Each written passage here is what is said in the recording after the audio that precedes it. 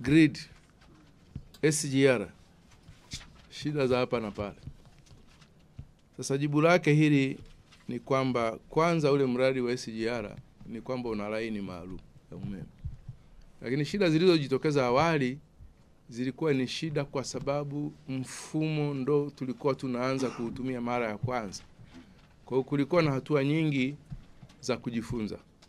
Lakini za kujifunza si upande wa TANESCO pekee, lakini pia hata kwa wenzetu wa TRC. Sasa kitu kinapokuwa kipya, yumkini lazima kinaweza kikasababisha shida kwa sababu ya ugeni wake, lakini nichukue fursa hii mimi kuwahakikishia wanahabari mliopo hapa na Watanzania wenzangu mnaonisikiliza kwamba laini ile ya SGR sasa iko madhubuti na huduma ya usafiri wa treni inaendelea kuwa vizuri na kuendelea kuimarika. Lakini mpango ambao tunao kama shirika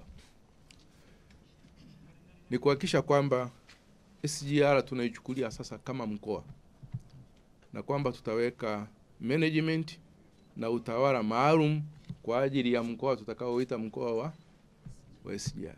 Katika level za TANESCO katika kila mkoa huwa tuna manager wa mkoa ambaye anakuwa na timu ya watu wengi kutokea watu wa administration mpaka mafundi na maengineer kwa ajili ya kuangalia huduma ya umeme katika mkoa husika. Kwa jambo ambalo tumeanza sasa baada ya kujifunza ni kuifanya SGR nayo kuwa mkoa ili iwe na a dedicated team ambayo wao kukicha asubuhi jioni wanashughulika na line ya SGR ili kuhakikisha kwamba umeme katika uendeshaji wa treni unakuwa ni wa uhakika na madhubuti.